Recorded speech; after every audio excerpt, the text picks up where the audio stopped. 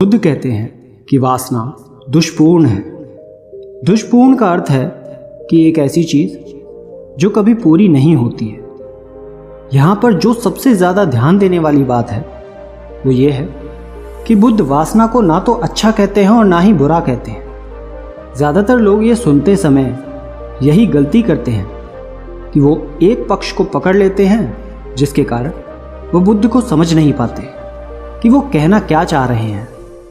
गौतम बुद्ध ने ये कभी नहीं कहा कि वासना अच्छी है या बुरी है, क्योंकि यदि आप वासना को बुरा मानोगे तो ना चाहते हुए भी आपका मन वासना से घिरा रहेगा, और यदि आप वासना को अच्छा मानोगे तो जीवन में एक समय ऐसा भी आएगा जब आपको पछताने का भी मौका नहीं मिलेगा। बुद्ध इस जगह पर एक बेहद गहरी बात बता रहे हैं, जिसने उस बात को यदि सही तरीके से पकड़ लिया तो उसका जीवन पूरी तरह से यहीं पर रूपांतरित हो जाएगा। बुद्ध कहते हैं कि वासना दुष्पूर्ण है। वासना एक ऐसा बर्तन है जिसे यदि आप पूरा जीवन भी लगाकर भरते रहोगे वो तब भी खाली का खाली ही रहेगा। तो अब प्रश्न यहाँ पर यह उठता है कि तब क्या किया जाए, वासना को भोगे या उसका त्याग कर दिया जाए। तो इस प्रश्न का उत्तर यह है कि ना तो भोगो और ना ही त्यागो, केवल जागो। इसको विस्तार से समझते हैं। जिस चेतना में आप किसी वासना को पूरा करने में लगे हैं, उस चेतना के साथ आप उस वासना को त्याग नहीं सकते हैं या उससे आप ऊपर नहीं उठ सकते हैं। उदाहरण के लिए मान लीजिए, यदि किसी व्यक्ति के भीतर अश्लीलता चलती रहती है, वो हर समय केवल अश्लील विचारों से ही घिरा रहता है। अब यदि वो किसी को सुनने के बाद ये सोचता है कि ये काम वासना को त्याग देना चाहिए, तो ये असंभव है, क्योंकि जिस चेतना में उसने कोई आदत विकसित की है, उस चेतना में वो किसी आदत को नहीं छोड़ सकता या उससे ऊपर नहीं उठ सकता। परंतु एक तरीका ये है, यदि उसको अपनी आदत की ये व्यर्थता नज़र आ जाए तो वो इस आदत से ऊपर उठ सकता है। इसको एक और सरल तरीके से आपको समझाते हैं, बुद्ध के जीवन की इस घटना के द्वारा।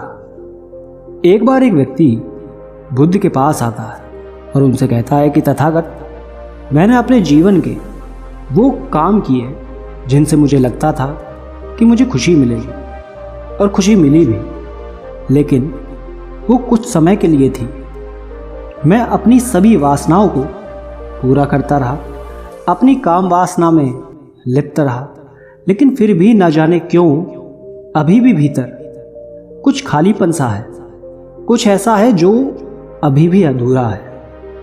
मुझे ये तो समझ आ गया कि जिन चीज़ों के पीछे मैं भाग रहा था वो व्यर्थ है, वो मेरी भीतर की कमी को पूरा नहीं कर सकती, परंतु मुझे ये समझ नहीं आ रहा कि मैं इस खालीपन को कैसे भरूं। तब बुद्ध कहते हैं कि बाहर बहुत खोज लिया, अब जरा भीतर की ओर मुड़ जाओ। तब वो व्यक्ति पूछता है कि भीतर की ओर कैसे मुड़ा जाता है बुद्ध?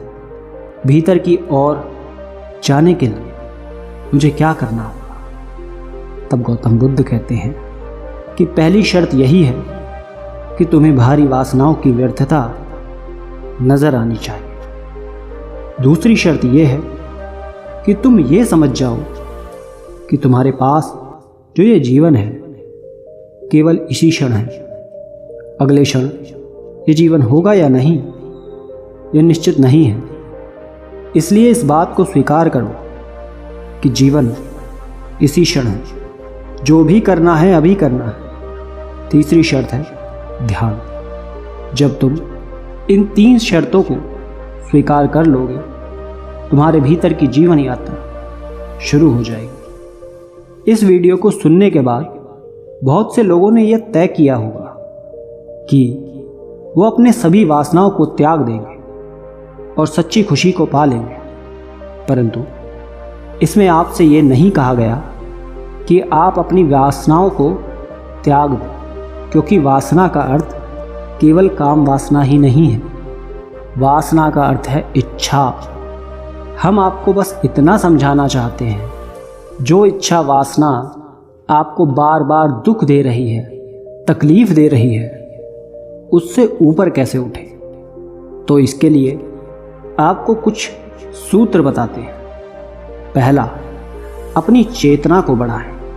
दूसरा, जीवन में जो चीज़ें व्यर्थ हैं उनकी व्यर्थता को स्वीकार करें। तीसरा, वर्तमान में जिए। चौथा, ध्यान करें। दोस्तों, आपने क्या सीखा कमेंट करके ज़रूर बताना। धन्यवाद।